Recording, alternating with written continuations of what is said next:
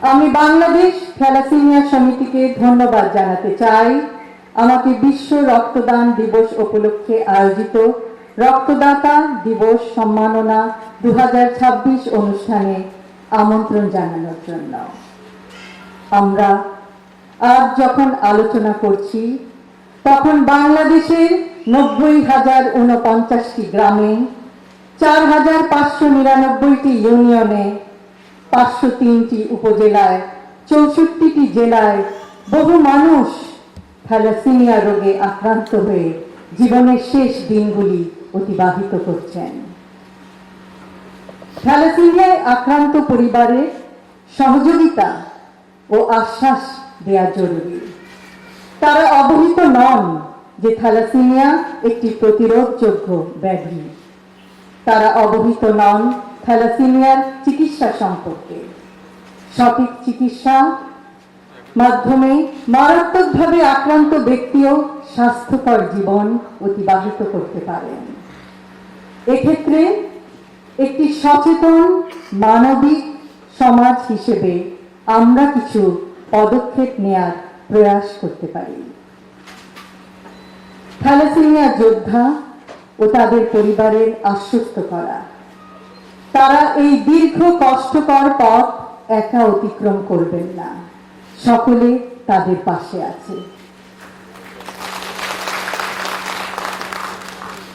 দেশ জুড়ে থ্যালাসেমিয়া ও অন্যান্য জন্মগত ও বিরল রোগে আক্রান্ত মানুষদের একটি ডেটাবেস প্রস্তুত করার পথে এগিয়ে যাওয়া এবং একটি রেজিস্ট্রার মেনটেন করা। থ্যালাসেমিয়া যোদ্ধাদের শতভাগ সুস্থ করতে না পারলেও তাদের ও পরিবারদের সান্ত্বনা ও সহমর্মিতার মাধ্যমে আশ্বাসের হাত বাড়িয়ে দেয়া। সচেতনতা সৃষ্টিতে এগিয়ে আসা। সচেতন মানবিক সমাজ হিসেবে আমার কাছের, আমার পাশের দেশবাসীর জন্য আমরা এটুকু করলে নিশ্চয়ই পরিস্থিতির উন্নতি হবে ইনশাআল্লাহ। অন্তঃসত্ত্বাকালীন সময়েও স্ক্রিনিং করে শনাক্ত করা যায়। যে কোনো বয়সে স্ক্রিনিং টেস্টের মাধ্যমে শনাক্ত করা যায়। পরবর্তীতে তাদের প্রয়োজন সুষ্ঠু চিকিৎসা, মানসিক স্বাস্থ্যের সহায়তা, পর্যাপ্ত ব্যায়াম ও খাদ্যাভ্যাস। দেশবাসীকে থ্যালাসেমিয়া সম্পর্কে সচেতনতা সৃষ্টি ও শনাক্তকরণ প্রক্রিয়া চালানো যায় সদর হাসপাতালে, উপজেলা স্বাস্থ্য কমপ্লেক্সে, ইউনিয়ন ও গ্রাম পর্যায়ে। প্রত্যন্ত গ্রামেও উপসর্গ শনাক্ত করা যায়।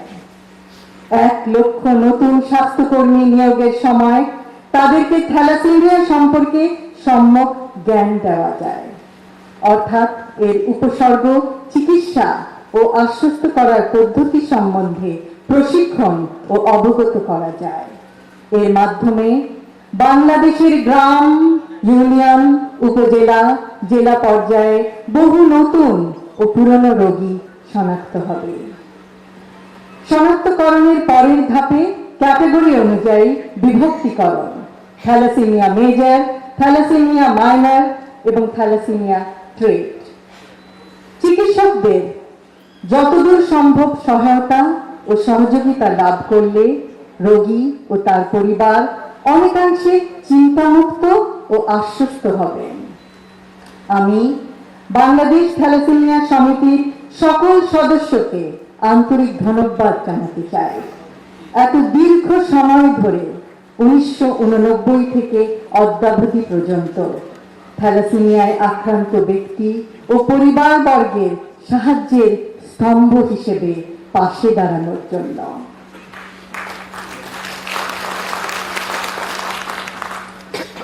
স্বেচ্ছায় রক্তদাতাদের তাদের এই অভাবনীয় মানবিক কাজের জন্য জানাই অভিনন্দন ও মোবারকবাদ।